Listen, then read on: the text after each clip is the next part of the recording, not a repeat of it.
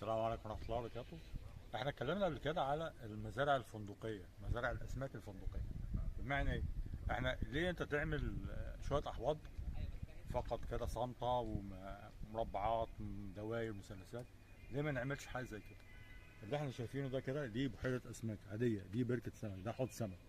أنا بستفيد بيه كده بالمنظر ده بنفس الكثافات بتاعة الأحواض العادية، بس غيرت في الشكل بتاعه شوية ديكوريشن كده، ظبطت الدنيا.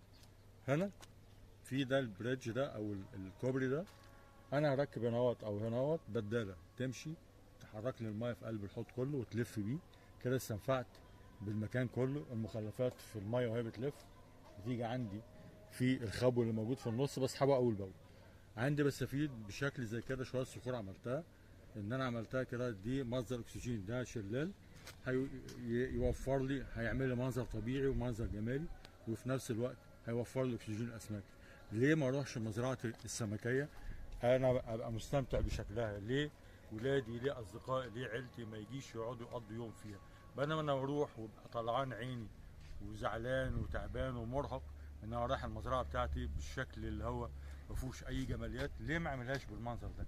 ده شكل عملي واقعي للمزارع السمكيه الفندقيه اللي احنا ابتكرناها واتكلمنا فيها قبل كده وطرحناها ان الناس تعملها. وادي اول واحده اهي بالشكل اللي احنا شايفينه ده كده، بنفس الكثافات. بنحط هنا كثافات من 50 سمكه في المتر لحد 120 سمكه في المتر.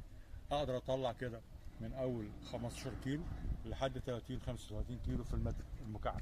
يبقى طلعت انتاج عندي، طلعت اسماك، استفدت بالمكان الجمالي. اصبح كمان مزار، يعني بعد حوالي 4 شهور ممكن اجيب، يعني احنا هنعمل هنا ان شاء الله ركنات لهواة الصيد، يجي يصطاد مهما اصطاد، مش هصطاد يعني السمك كله. انا استفدت ان انا بعت له الاسماك، يعني هو قاعد دفع الرسوم بتاعته، السمك اللي بيطلعه بيتوزن وبيتحسب بسعر المستهلك. يبقى انا استفدت. تاني حاجه، تالت حاجه، في كافيتيريا موجوده هنا اهوت اهي. الكافيتيريا دي بتخدم على اللي جاي يصطاد. يبقى انا كمان استفدت، شغال لي الكافيتيريا بتاعتي، قلبت المكان ده كله لمكان يعتبر مزار سياحي. بدل ما اصبح مكان هو مزرعه سمك فقط لا غير، لا، اصبح مزار سياحي يقدر اي حد يجي ويقعد فيه ويستفيد بيه.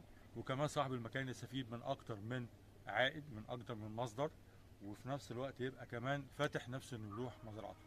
احنا هنا كنا في المزرعه الفندقيه ديت في جمعيه عرابي. اي حد حابب ان هو يجي ان شاء الله في المكان ده يشرفنا ان شاء الله. هنبقى ننزل العنوان بتاعه ومكانه. برضه هيبقى ان شاء الله في زيارات بعد كده لهواة الصيد.